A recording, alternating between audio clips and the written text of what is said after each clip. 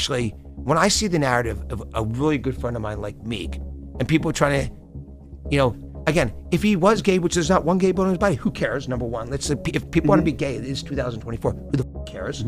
Okay. Number two, there's not a gay bone in his body. So like, why do people want to lie about that? Why are you doing bunny hops, Meek? Because you got your ass beat in tennis. You got your ass beat. Keep going. Count out loud. This is the wrong time. Count out loud. 30, Huh? 6, 7, 8, 9, 40, 41, 42. Keep up. Yeah, Mike. I'm gonna come hug you right now. I'm coming to hug you. Big hug. Get everyone to love each other. Fans are now more certain than ever that Ruben may have stolen Meek Mill's shopping, if you understand what I mean. However, let's not get too caught up in Meek's bedroom preferences. The truth is that Michael Rubin is allegedly one of those gatekeepers with a certain, shall we say, taste for black rappers. This is where the certified weirdo billionaire Michael Rubin really stepped in, while attempting to defend his friend Meek Mill. Rumor has it that if you're a budding rapper who wants to succeed in the industry, you have to play Rubin's game and socialize with his influential friends at those infamous white parties. The rumors are intensifying. Remember last year when there were whispers that Rubin had turned Lil Baby out at one of those white parties? Now, there's growing speculation that Meek Mill may have also engaged in some dubious activities with both Rubin and Diddy. Word on the street is that Rubin has a strange obsession with finding young black rappers and passing them around among his billionaire friends in some kind of bizarre humiliation ritual.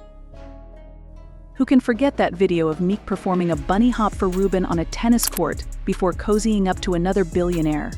You might want to Google this information on Robert Kraft on TikTok. I'm following him. You know what really got people talking after Rubin's interview on The Breakfast Club? He made some strange and condescending remarks about the black community, making broad generalizations and even going so far as to discuss what he dislikes most about black people, claiming they control him like puppies. This isn't the case. This is a man who cared about me during one of my darkest moments when I didn't have as many resources as you think a rapper should. Imagine if the positions were reversed and a black rapper began sharing his opinions about Rubin's neighborhood and generalizing his people. Fans, and even certain musicians, were quick to point out that it's not Rubin's place. The real issue here is why Meek Mill and all these other rappers are hanging on Rubin's coattails.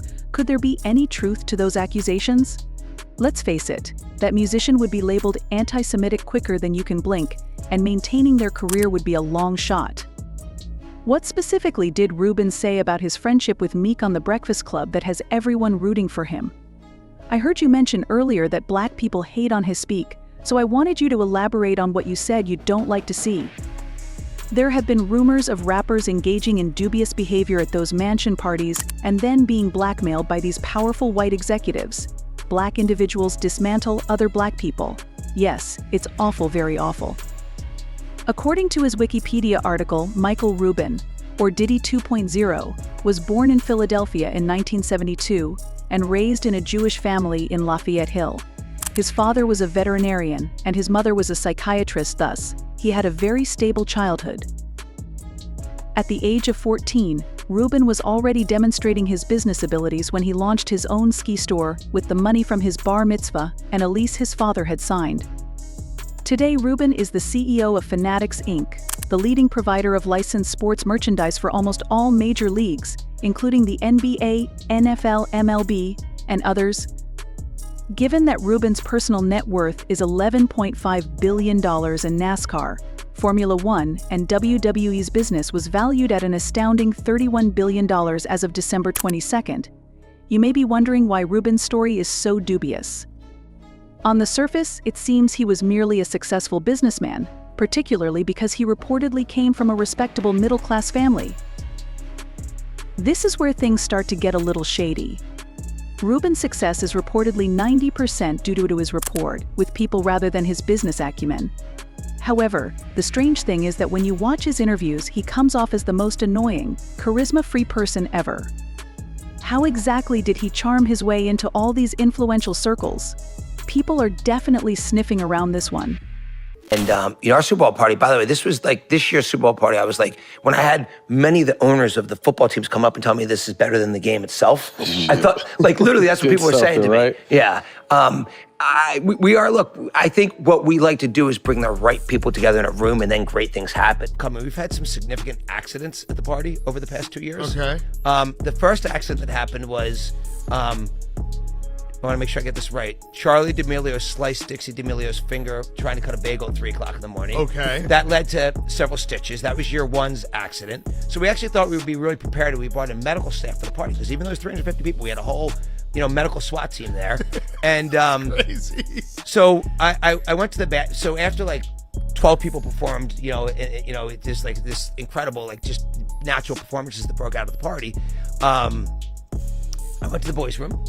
And I knew I was turning 50 this year. And so my 50th birthday was coming a couple weeks up, which was pretty depressing to me. And so Joel Embiid's running out to me, Michael, you got to come here.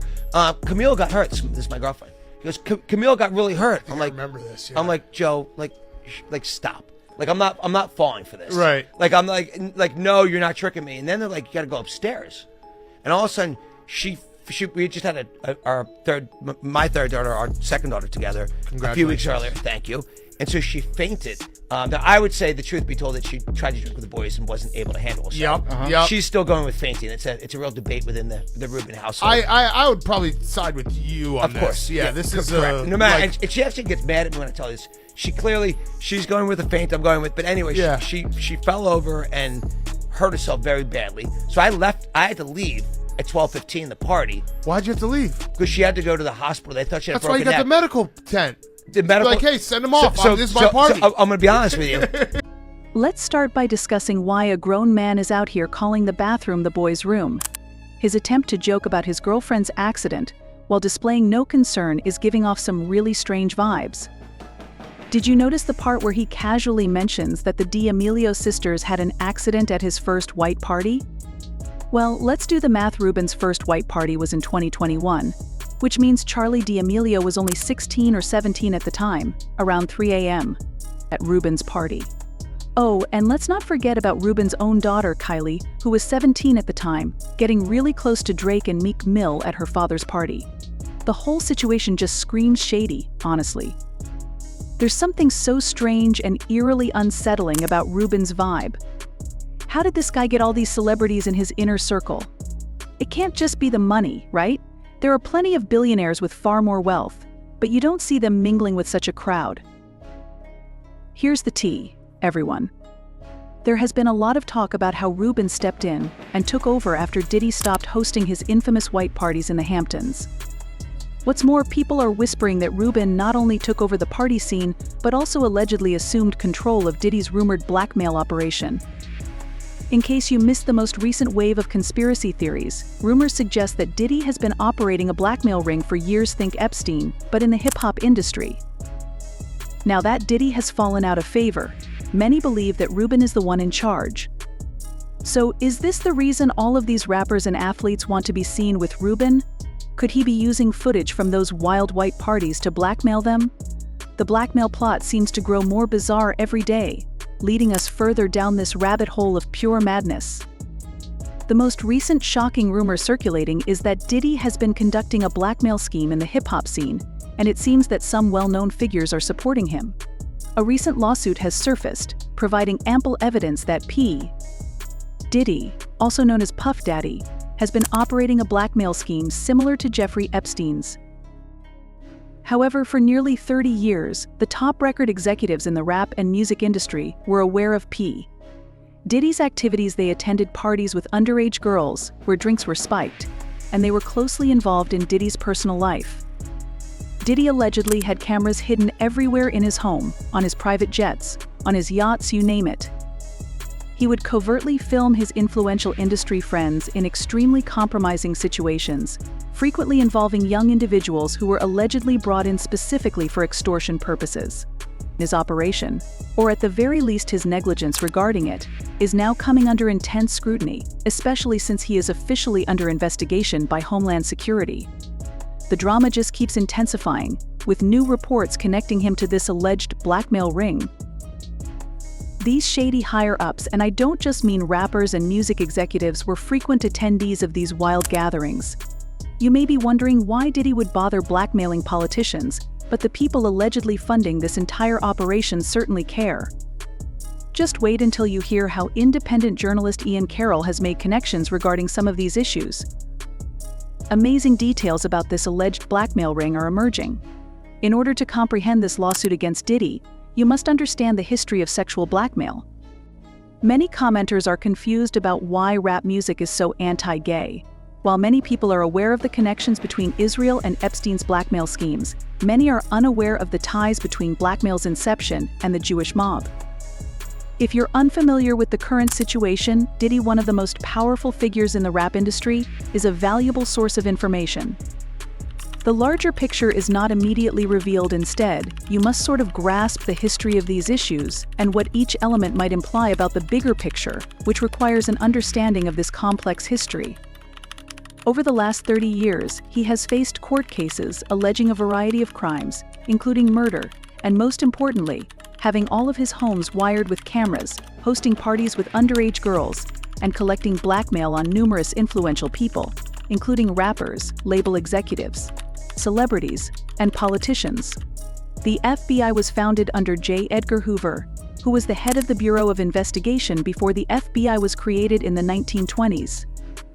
He served in that position for 11 years before the FBI's establishment, and he had 37 years as the head of the FBI, totaling 48 years leading what was essentially the FBI from the Great Depression through World War II and into the 1960s, including the music of the 1960s. From the Revolution to the 1970s, the FBI was run by the same individual, one of the most corrupt government officials in American history.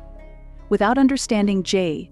Edgar Hoover, it is impossible to comprehend the nature of organized crime and law enforcement in America. Similarly, without knowledge of Meyer Lansky, a Jewish mob boss active during the Prohibition era of the 1920s and 1930s, one cannot fully grasp the concept of blackmail. Lansky essentially created the idea of sexual blackmail by targeting Hoover, who was supposed to be dismantling organized crime figures like him.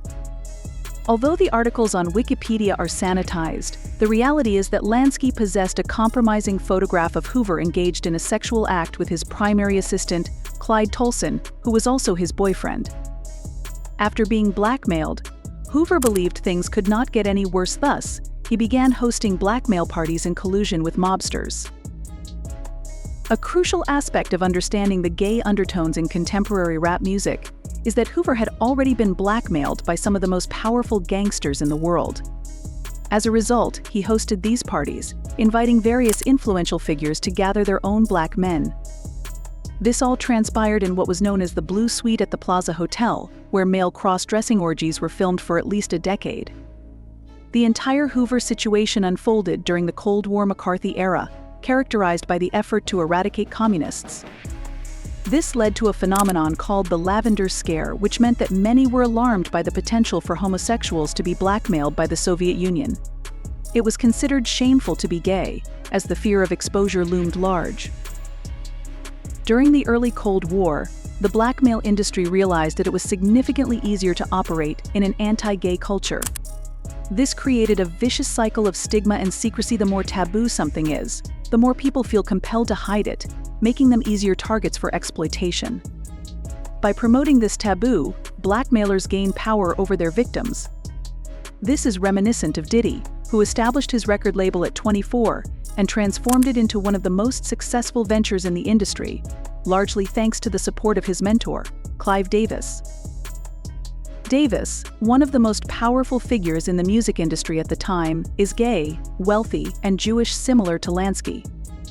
He managed several of the biggest names in the business and played a crucial role in Diddy's rise, which is now further complicated by the alarming allegations made in lawsuits from his ex-girlfriend Cassie, revealing disturbing details about Diddy's conduct. Speculating on Clive's motivations, it seems he raised Diddy, mentored him, and helped him launch Bad Boy Records. Clive identified Diddy as someone with questionable morals and a propensity for reckless behavior, someone willing to engage in violence, money laundering, and other dubious activities. Diddy, with assistance from many around him, executed a 30-year blackmail operation within the rap industry, promoting artists like Usher, Meek Mill, and even Justin Bieber, who is directly implicated in this narrative. Consequently, the music industry became populated by individuals creating music that catered to the desires of those in control, promoting subversive messages, aimed at children messages that the parents could not prevent them from embracing. This strategy effectively undermines an entire population, race, or culture. The fear of stepping on toes or crossing lines due to potential blackmail ensures that musicians glorify gangs and violence in their work. This context explains why Diddy's industry associates have ceased discussing the accusations against him. Furthermore, Diddy popularized the concept of a white party in the 1990s. From 1998 to 2009, his parties became the most sought-after events, moving between exclusive locations. Attendees were required to dress entirely in white, and it is notable that many of the same celebrities frequented these gatherings. Leonardo DiCaprio, for example, was a regular at Diddy's Hamptons white parties back in the day, but guess what? He's now a regular at Rubin's white parties. The same is true for Jay-Z, who is almost always on the guest list for Diddy's white parties. Here's Jay at Diddy's white party in 2003, mingling with the late Uptown Records founder Andre Harrell. This year, Jay shows up at Rubin's white party once more. Does this imply that all the celebrities at Michael Rubin's parties are involved in dubious illegal activities and are being blackmailed? It may be a stretch, but rumors are circulating that, similar to Diddy, Rubin hosts wild after-parties where young rappers engage in questionable activities with his wealthy friends. To be fair, it doesn't appear that anyone is being coerced into anything. Rather, it seems many of these rappers willingly participate in these strange humiliation rituals, whether to stay out of trouble with the law or to pursue career-boosting #1 hits and awards. Which rappers are allegedly taking part in these rituals? And is there any truth to the rumors regarding Rubin and Meek Mill? Rubin's taste for rappers is well known. In case you missed it, last year at Michael Rubin's white party, Lil Baby was photographed in some unusual pictures. The event was filled with big names in music and sports, but 50 Cent's attention was drawn to a particular picture of Lil Baby. As usual, 50 Cent took to Instagram to share the image of Lil Baby looking chummy with Michael Rubin and BA player Kyle Kuzma. Of course, 50 did what he does best, posting a fiery caption that connected the dots between Diddy's infamous parties. As if that weren't enough, another party photo sparked even more discussion. It showed Michael Rubin hugging Lil Baby from behind, which undoubtedly raised some eyebrows. Keep in mind that Rubin is 22 years older than Lil Baby, so it's not surprising fans wondered why a grown man like Rubin seemed so cozy with someone much younger. Rubin wrote, "See, this is why I don't roll with Puffy and his crew. What the F is going on here? Get the F off my young man." More than just the pictures, Lil Baby and Rubin also posted videos to their Instagram stories of themselves hanging out on Rubin's private jet. In one of Rubin's videos, Meek Mill appears as well, and Rubin is heard joking with Meek and Lil Baby about those contentious pictures. He even hinted that they would be receiving more hugs later on, saying, "Don't make fun of me when I'm intoxicated, you're going to receive another drunken hug tonight, regardless of what people think. You too drunken hugs are coming tonight." Now, let's talk about Meek and all the hype surrounding him. Earlier this year, when Diddy's former producer, Rodney Lil Rod Jones, filed a shocking lawsuit, Lil Rod alleged that Diddy operated a RICO enterprise and had slept with well-known rappers and R&B stars like Usher and Meek Mill. To add fuel to the fire, an old video of Meek's ex, Nicki Minaj, conversing with Soulja Boy resurfaced.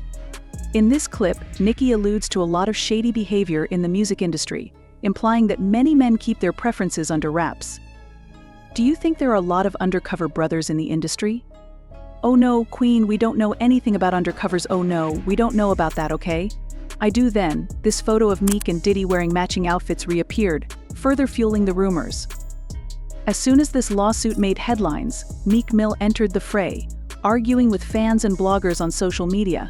But the worst part is that he didn't exactly deny the accusations altogether.